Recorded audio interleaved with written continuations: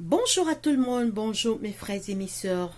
Soyez les bienvenus dans cette chaîne Préparation pour le ciel, cette chaîne d'évangélisation, cette chaîne où nous apprenons à connaître Jésus-Christ, Jésus notre roi et notre sauveur, qui nous aime, qui est mort sur la croix pour nos péchés et qui revient bientôt nous chercher. Alors nous allons chanter et méditer les paroles de ce cantique, le 567, David devant Goliath. Alors, David a vaincu Goliath dans l'arène et David, par la foi, a remporté la victoire devant le grand Goliath. David est mort depuis. La génération de David est passée. Le même Dieu qui avait aidé David à vaincre Goliath vit encore, il existe encore, il est le même hier, aujourd'hui et éternellement. Il n'a pas changé. Nous qui vivons cette génération, nous pouvons aussi vaincre les Goliaths dans notre vie. Nous avons beaucoup de Goliaths et par la foi, nous pouvons aussi vaincre ces Goliaths comme le petit David avait terrassé le grand Goliath. 567.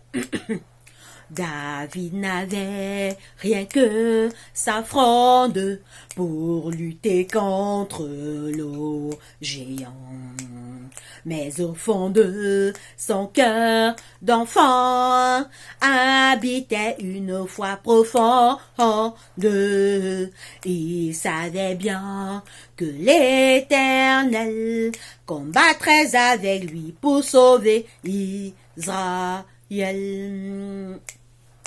Il avançait fermé, tranquille, contre le Philistin puissant, qu'il autant aimé, présent, riait de son aile juvénile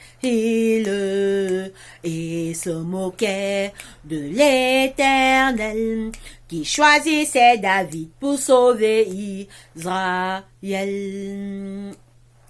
Mais sans trembler d'une main sûre, l'enfant que son Dieu dirigeait fit au Colossien d'un sagesse une inguérissable blessure.